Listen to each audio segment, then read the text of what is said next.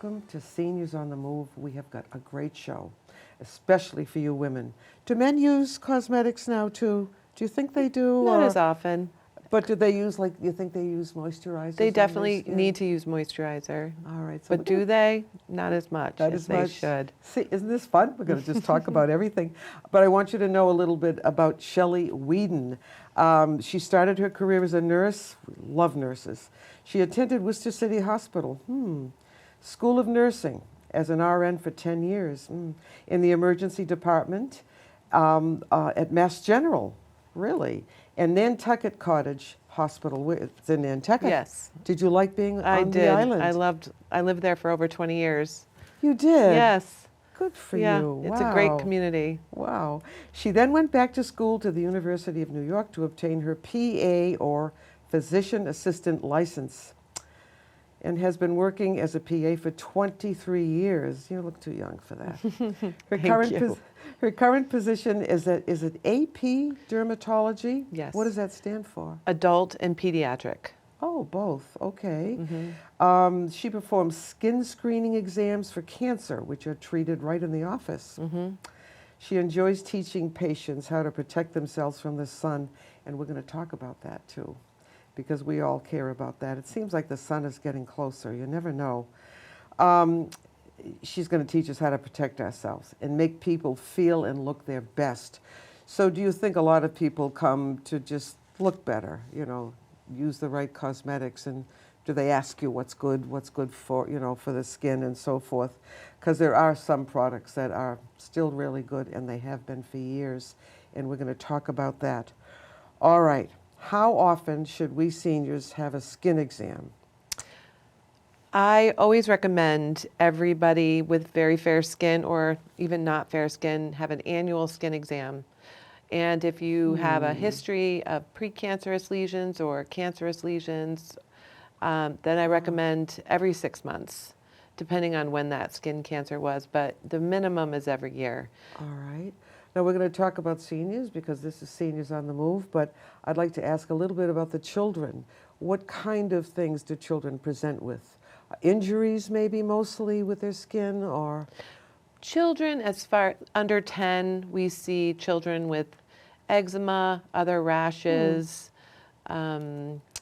injury, mostly rashes, acne. Then we're getting into the teenage years. Yeah. We see a lot of teenage acne. So up to what age for children do you see? I see babies up to seniors. So Really? usually 6 months and up.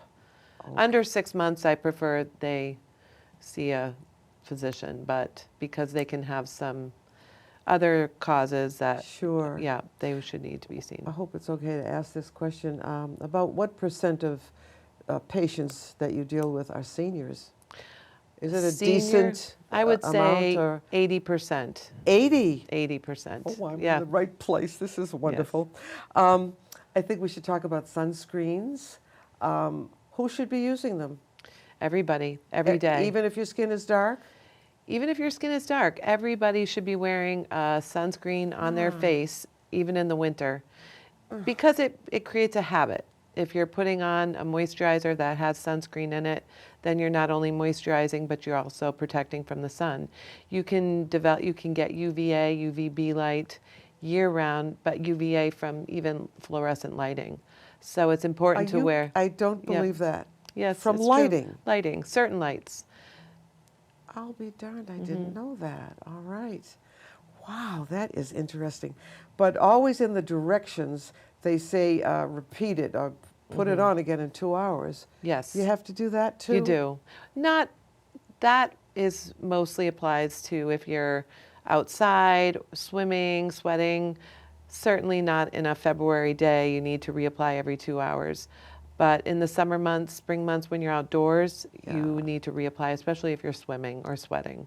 I had a cancerous lesion on my nose, and you said you wanted to talk a little bit about cancer, facial cancer. Yes. Mostly? Yes. What do you want us to know? Excuse me. What do you want us to know? It's what I do on a day-to-day basis is skin screenings and looking at the face. And the most common areas for skin cancers are on the face. and I don't because like of that. it's so sun exposed. So it's important to come in and, of course, call a dermatologist. And if you see a new spot on your face, because it can be a precancer or it can be a skin cancer. And if you let it go for too long, it can just get larger and larger, making it a little bit harder to treat. And there's many cases where patients come in with what's called an actinic keratoses. It's a precancerous lesion, and those can turn into a skin cancer if left untreated. So my recommendation is if you feel a scaly, rough spot on your face, you should have that looked at because we can treat that in the office, preventing it from turning into a skin cancer. So people tend to wait, don't they? They do wait. They think, oh, I have just dry skin. Oh, this is fine. I'll let it go. But if you let it go, it could be too late and it could turn into a skin cancer. What type of skin is more susceptible to cancer? Would that be fair people, maybe? Yes, definitely fair-skinned. Yeah. Yep. I don't think I'm too fair. You're fair, but you're at risk. Anyone is at risk. We see skin cancers in all colors, but the most common is white, very fair skin, because All they're right. prone to burning, and those UVB rays they can be very dangerous and cause changes in the DNA of our skin, causing skin cancer. I've heard it called Irish skin. Yes, they which are is definitely beautiful. It's gorgeous, but they are definitely the higher. I thought Yes, so, yes. because I know people, women in their 70s and 80s that have to keep going back. Is there any way to, reduce the amount of times? There's some kind of something called a Mohs. Yes. Can we mention that? Do you have anything to do with that? Yes, we do that in our You office. do? Yes. Wow. So if I find a skin cancer, or a lesion, I will biopsy it. If it comes back as a skin cancer, we will perform the Mohs procedure in our office, which is You will. it's a tissue sparing procedure that our physician, our surgeon, removes the skin cancer while you're there in the office. And he looks at all the edges to make sure it's completely clear and then closes it very cosmetically. It's truly the best way to remove, say, a basal cell or a squamous cell cancer on your face. Are you seeing more of that, do you think? I see more and more of it every Is day. it because of our atmosphere and the pollution? We don't have the covering over something or other. One more thing, let's talk about men just for a minute. Now, they must come in with skin problems, maybe from playing golf. Yes, we Tops see. of their ears and things like that. Yes, tops of their ears, their scalp, the back of their neck. I can always See tell, that? yes, the golfer. So I recommend wearing a hat and wearing your sunscreen and just protecting your ears. I wonder if they do it. Yeah, This is really important. Brown spots. yes. Right there. That must be from driving, because that's where the sun comes in on my face, because I'm very seldom out in the sun. I'm always inside, so. Well, the brown spots I see this all the time, and patients ask constantly, what's this I knew it. spot? It's very common. There's two types, and they look very similar. One is from the sun. It's called lentigo or a freckle, and they're from the sun, long-term exposure to sun. The other is very common. We see it. It's present in 90% of patients, and they're called seborrheic keratoses. They look very, I think very I've heard similar. of that. Okay. Very similar. Some are raised and rough. They can get thick. They can be thin. They can be itchy, but they look very, very similar. So we're always talking about that when I see a patient in for a skin exam, the difference. And if they're itchy, we can treat them in the office. Can you take them off? Yes, we can take those off. The lentigos, the sunspots, which are very common on the face, and those are from chronic sun, those are a little bit more tricky to treat, but we can treat them. Sometimes with a skin lightening cream or a chemical peel, but there's treatment for them. I should have asked about that when I was there. What about, especially on women, I believe men have them too, skin tags? Yes. I didn't have that on my list to ask you, but I just thought of it. Can they be removed in the office? Does it depend on the size, or? We can remove them. We can remove all of them. They tend to be in areas that rub. They're not dangerous. They're not, are but they're they? cosmetically sensitive and they can sometimes be irritating because they're rubbing against your shirt. We can remove all of them. The problem is most insurances won't pay for those, so we have to talk about that when we're in the office. All right. What about, you don't do anything with beauty, such as, what do they call those creams you put on your skin? There's something that's very abrasive to the skin. It's a treatment to look younger. I can't think of the name of it. But that would be more like for maybe movie stars and things that Not want to necessarily. look younger. Chemical peels, That's the word. I That's the do those expression. in our office. I do them all the time. And what that does is Really? it's a great treatment for anti-aging, but also can help with those brown spots. And it stimulates collagen, and it's definitely a youthful, wonderful treatment. Can you go through it just in general, what you do, how many steps? Does it take a long time? And who pays for it? So Probably us, right? sometimes it is a cosmetic payment for if you're doing it for cosmetic results. Okay. But sometimes if you're doing it for precancerous lesions, it can be submitted to insurance. And what we do is we cleanse the face and we put a chemical on the face. We let it sit there for a while. It is a little uncomfortable because it burns. And then you wash it off at home. And then over the next few days, you tend to peel a little bit. So I'd have to stay in the house for a while. Yes, wouldn't you I? would. Yes. Or apply your sunscreen. What about puffy eyes? If someone comes in and says, "Gee, what can I do about this?" I know it's not a beauty salon, but people must ask you that. They do. They ask a lot. That tends to be genetics. It's hard to Yeah. treat that in the office. There is surgical procedures you can have done, but unfortunately, there's really not a great cream for that. It can be tricky. I've heard that alcohol can give you puffy eyes the next day. I don't know. Definitely. And salt. And salt Sure. too. Yeah. Yep. All right. Moisturizers.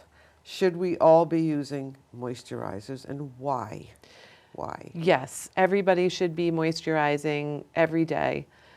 And the best time, and all over your body, and the best time to do that is immediately when you get out of the shower, when your Yes, skin yes. is still moist and warm. It will penetrate deeper into the skin. And what that does is it protects your skin barrier and gives your skin protection. And it's just very important for all ages, especially the elderly population, because as you age, you lose the collagen, and you Yes. need that barrier. You need to protect it. Otherwise, you're prone to more bruising, skin tears, dryness, flakiness, itchiness is the big concern. You get very, very itchy. And generally, that's from dry skin that's not moisturized properly. So annoying. Oh my goodness. It is. Would you care to give us which brands you think are, work well? I'm sure there are others too, but the most popular ones are what? Would you say? The most popular brands that I prefer, and I know the American Academy of Dermatology also prefers, are ones without a lot of fragrance or any fragrance I and always dye. look for that. Yes, and ones with ceramides, and ceramides are in certain moisturizers, and that just means it penetrates through all the layers of the skin. CeraVe is probably one of my favorites. I've heard that. It is really And great. I've bought it. It's good. Yeah. Yes. Eucerin is also a great brand. Yeah. I'm not promoting any of these, but these are just moisturizers I find that really do a wonderful job of protecting our skin and moisturizing very All well. right. I had a friend that asked a question, told me to ask you a question about lanolin. Is it in many of the moisturizers and maybe other products too? It Facial, is. beauty products. It is in many products, and you need to check the labels because lanolin is an allergen. A lot of people are allergic to it, and it can cause a lot of irritation, burning, itching, and sometimes you're Really? putting this cream on your arm and it's causing a little irritation or it burns, and it could be the lanolin. So you really have to check labels. Comes from a sheep? Yes, Does it come from yes. the sheep? Many people are allergic. More and more people are becoming sensitive and allergic to that product. Yeah. Now, all we hear about lately is drink water, drink more water. Do we need to drink all this water? Because sometimes I feel like I'm drowning in it. What does it do for the skin? It must do something for the skin. No? Not as much as you would think. How's that? Yes. Some patients come in and say, oh, I'm so dry, I'm not drinking enough water. Truly, that doesn't have an impact on your dry skin, the amount of water you drink. So that's not, it's great for your face and it will give your complexion a better appearance. But as far as overall dryness, water intake is not that big of a factor. But it's good for other things, It's right? great for other Yeah. things. I'm not saying don't drink water, but as far as dry skin, it's Yeah. not really the one thing that helps. And always ask your doctor anyway, or ask Yes. Shelly. But drinking water is still very, very important, but It- doesn't impact the dryness of the skin overall. All right. I'm just thinking about, I use Neutrogena on my skin, which I have very good luck with. You all know I'm a senior, but I'm not wrinkled. I'm other things, but I'm not wrinkled, and I wonder if it's because of that or because I do it regularly. Yes. What do you do for your skin? You have beautiful skin. Well, thank you. I've heard through the years, never go to bed with your eye makeup on or I'm guilty of that. I do go to bed sometimes. I'll take my eyes off, but I never cleanse my skin. What happens to the skin when you leave that makeup on all night and you don't do it at night? Is it awful, or is it just? It is. It's important to wash your skin Gosh, I'll at have night. to wash my face every night. It's very important to get all the dead skin cells and the debris and the makeup off before you go to bed and cleanse and then moisturize. And I do love Neutrogena too. I think they have a great face moisturizer, is important at night. And retinols are very important. Retinols too. Yes. Okay. Something else I really would like to get into. With aging, the skin does become drier, right? Yes, Especially maybe definitely. on the face and the feet and so forth. And every now and then, I get a little red dot, just a little. Sometimes you can hardly see it. It itches like crazy. And I get them here and there on my upper body, not my lower body. Is there a name for those? And what do you know what might cause it? Do you know what I'm talking about? I don't know if I'm I would being have to specific see enough. that. Itchy little red bumps can show up here and there. Usually it's from dry skin or something touching your skin, something irritating it. Well, we wear warmer clothes. We're covered more. Right. And I find if I do wear a turtleneck or if I wear pajamas that are warm, I wake up and I'm sometimes even broken out. That's why I came to see you that time. And that salve you gave me was great. So it might just be certain people. Right. Who knows? I'm going to check this summer, though, to see if this still happens. It's just one of the wonderful things about aging, right? I think I've had almost all of my questions answered here, and I've been looking these up for quite a while. Is there anything else you would like to add before we finish, especially for women over 65 and how they should take care of their skin? Should we be easier on it? Maybe not wash it as often or as hard, vigorously? Do you have any advice for seniors as far as keeping your skin pretty good? Well, I do. I feel like we need to, when in the elderly, 65 and up, Yeah. it's important to not use soap on your entire body all the time, every day. That can really contribute. Showers too. We'll talk about Yes. that a little bit. You don't need to use the soap all over the body. Obviously, in areas that produce an odor, like armpits and groin, Yes. need soap. But what happens is if you're putting, say, your Dial or whatever soap you're using, Yeah. it can really dry out your skin and cause a lot of itching. And I do see that frequently. Patients come in, they're very, very itchy. And generally it's from just using too much soap or very hot showers. So it's important Yeah, not I to do take that long, too. hot showers and to not put soap everywhere. And then to moisturize afterwards is very important. All right. What do you know about Dove soap? I love Dove soap. So, I'm going to get some. Yep, love it. The unscented Dove is probably the soap I recommend the most. It's because it's moisturizing, it's not harsh on the skin. But is it creamy enough? It seems I did try it once, and it didn't make any suds. That was the one without the Yes. fragrances and It's stuff. still cleansing you really well, But though. it is, maybe I should use it. And it's just very natural on the skin. It doesn't cause any irritation.